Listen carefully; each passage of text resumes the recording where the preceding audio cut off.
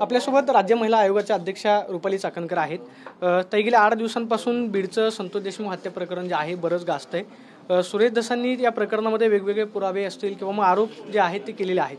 त्यांनी एक वक्तव्य केलेलं होतं की बीडमध्ये इव्हेंट पॉलिटिक्स जे आहे ते जोरामध्ये सुरू आहे, ज्याच्यामध्ये त्यांनी रश्मिका मंदाना आणि प्राजक्ता माळींचा उल्लेख केलेला होता. त्यांनी पत्रकार परिषद घेतली आणि सुरेश धसांनी माफी मागावी अशा पद्धतीचं वक्तव्य केलं. ते म्हणतात की माफी मागणार नाही, मी याच्यामध्ये कोणताही अवमान जो आहे तो केलेला नाही. राज्य महिला आयोगाकडे या संदर्भातली काही तक्रार आलेली आहे का? आपण काय कारवाई?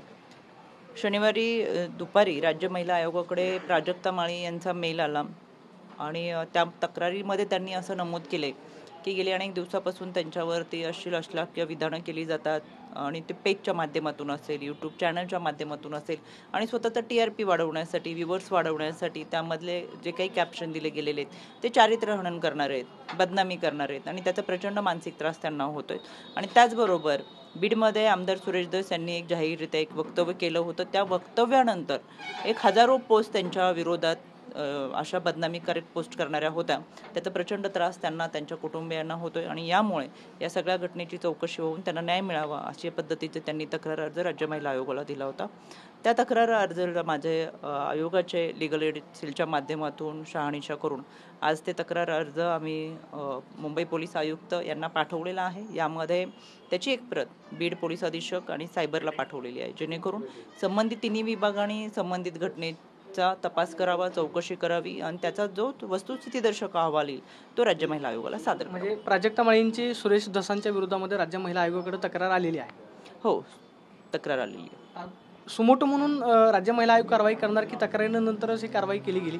राज्य महिला आयोगाच्या सुद्धा कार्यक्षमतेवरती बरेच प्रश्न असतील, मग विरोधी पक्षाकडून उपस्थित केले जातात. राज्य महिला आयोग अशा प्रकरणामध्ये सुमोटो का दाखवत?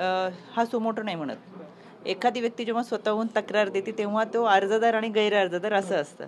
सुमोटो म्हणजे जी तक्रारीमध्ये अर्जदार समोर येऊ शकत नाही. मग एखाद्या केसमध्ये लहान बालकांवरचा लैंगिक अत्याचार असेल, बलात्काराची घटना असेल, गँगरेप असेल, त्यानंतरच्या मर्डरच्या केसेस असतील, अशा घटनेमध्ये आम्ही सुमोटो करतो. सुमोटो म्हणजे ते व्यक्ती आमच्यापर्यंत पोहोचू शकत नसेल तर अशा या घटनांमध्ये आम्ही सुमोटो करत असतो. जी व्यक्ती स्वतः तक्रार करते त्याला सुमोटो म्हणत नाही, तो अर्जदारच असतो. अर्जदार गैर अर्जदाराच्या विरोधात आमच्याकडे जी तक्रार देतो ती तक्रारीची दखल घेऊन आम्ही ही कारवाई केली.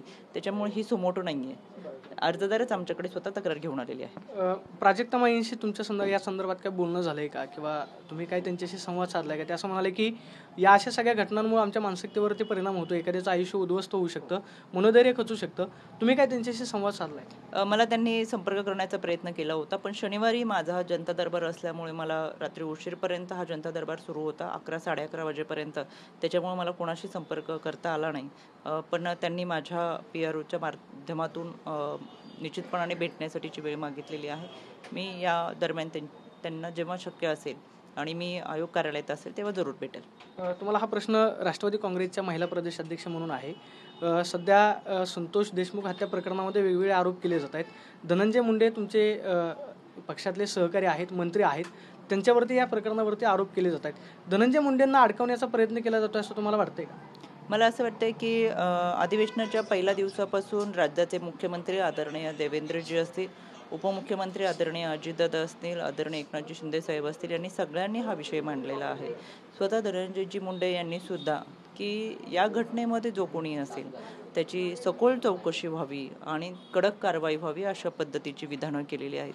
त्याच्यामुळे एकंदरच हे जे प्रकरण आहे ते तुम्ही दररोजच माध्यमांमधून दाखवताय आणि हे आपल्यासमोर येत असताना मला असं वाटतं की या घटनेची खरंच सखोल चौकशी व्हावी आणि यामध्ये संबंधित कुटुंबियांना न्याय तर मिळालाच पाहिजे, पण जो कोणी आरोपी असेल त्याच्यावरती कडक कारवाई व्हावी. मात्र या सगळ्या गोष्टींचा परिणाम पक्षावरती होतो. म्हणजे वाल्मिक कराडांचे थेट संबंध धनंजय मुंडेंशी आहेत आणि धनंजय मुंडे वाल्मिक कराडांना वाचवत आहेत अशा पद्धतीचा थेट आरोप केला जातो. तुम्हाला वाटतं खरं धनंजय मुंडे या प्रकरणामध्ये हस्तक्षेप करतायत किंवा आरोपीला वाचवतात? यामध्ये त्यांनी त्यांची बाजू मांडलेली आणि मी तुमच्याच TV9च्या माध्यमातून पाहिलेली आहे. त्याच्यामुळे याच्या पुढच्या तुम्ही जे प्रश्न विचारताय त्याची उत्तर मला तुमच्याच माध्यमातून मिळतील. युती प्रदेश अध्यक्षांची सुद्धा काल चौकशी जी आहे ती CID कडून करण्यात आली. या प्रकरणामध्ये ज्यांचा संबंध आहे त्यांची चौकशी करण्यात येते.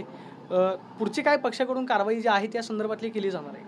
मला असं वाटतं ही सगळी माहिती आपल्याला वरिष्ठ देतील. आपण पाहतोय की प्राजक्ता माळी यांनी राज्य महिला आयोगाकडे तक्रार जी आहे ती केलेली होती आणि त्या तक्रारीनुसार आज मुंबई पोलीस आयुक्त आणि बीडच्या पोलीस अधीक्षकांनी एक प्रत जी आहे ती पाठवली जाते आणि पुढची कारवाई केली जाईल अशी प्रतिक्रिया रुपाली चाकणकरांनी दिल्याचं पाहायला मिळते. कॅमेरा पर्सन नागनाथसोन, मी प्रदीप कापसे, TV9 मराठी, पुणे.